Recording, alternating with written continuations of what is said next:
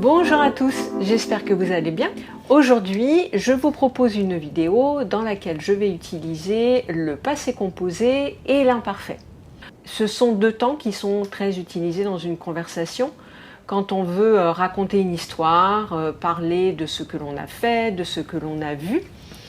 L'imparfait va être utilisé pour parler de choses dans le passé d'une manière générale. Et le passé composé va être utilisé pour parler de quelque chose qui s'est produit à un moment particulier, à un moment plus précis dans une action.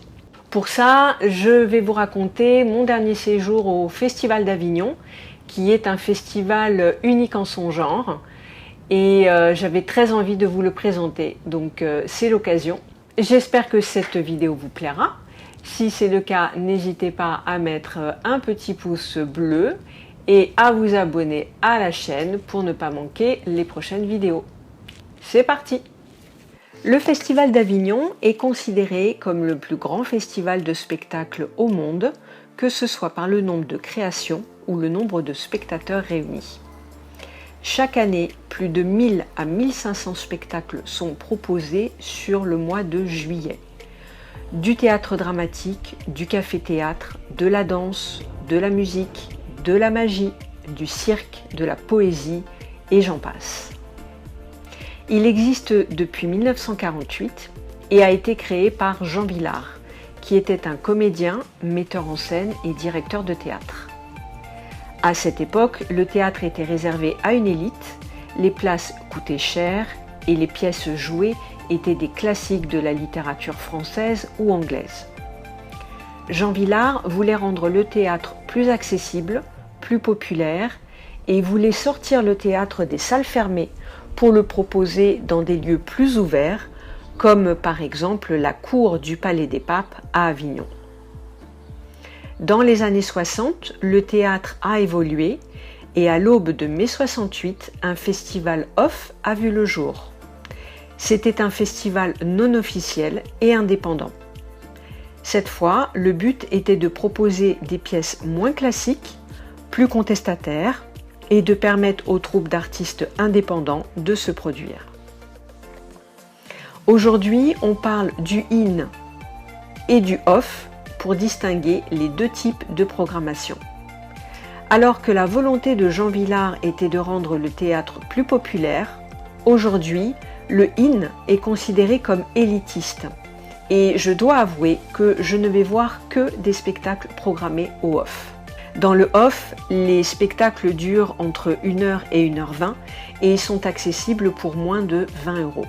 Ce qui n'est pas le cas dans la programmation du in, où les spectacles coûtent beaucoup plus cher. C'est la 3e année que j'assiste au festival off et depuis que j'ai découvert ce festival, je suis accro. J'étais très triste l'année dernière qu'il soit annulé à cause du Covid. Le Festival d'Avignon n'est pas juste une succession de spectacles, il y a une ambiance vraiment particulière dans les rues. D'ailleurs, il y a 2 ans, j'ai fait une vidéo à ce sujet. Les artistes déambulent dans les rues pour se faire connaître du public. Les salles sont de petite taille et permettent de se sentir proche des artistes. On peut discuter avec eux à la sortie des spectacles. Et puis Avignon est une très jolie ville, fortifiée, au cœur de la Provence, et il y a plein de belles promenades à faire entre 2 spectacles.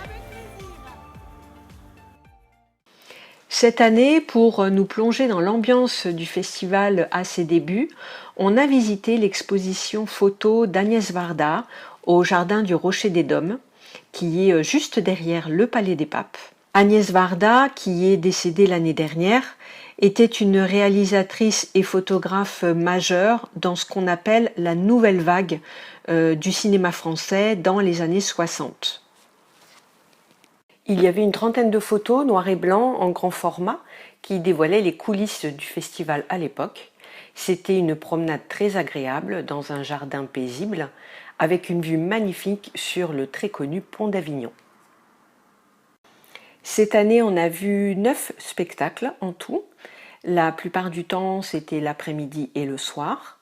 Et le matin, on profitait de la fraîcheur pour se promener dans la ville, s'asseoir à une terrasse, prendre des vélos pour visiter les alentours. Comme j'avais un peu peur que la vidéo soit trop longue, j'ai préparé un bonus dans lequel je présente les spectacles que l'on a vus. Ce bonus est disponible pour les membres Patreon, ainsi que la transcription écrite de la vidéo. Et je vous ai également préparé une activité pour vous permettre de vous entraîner à l'utilisation du passé composé et de l'imparfait. Donc je vous invite à cliquer sur le lien qui vous emmènera sur la page Patreon dans la barre d'infos. Et je vous ai également préparé une activité pour vous permettre de vous entraîner à l'utilisation du passé composé et de l'imparfait. Tout ça est disponible sur Patreon. Je vous mets le lien dans la barre d'infos. J'espère que cette vidéo vous a plu. Dites-moi dans les commentaires si ce genre de vidéo vous plaît et si vous voulez d'autres vidéos dans ce style. Je vous dis à très bientôt.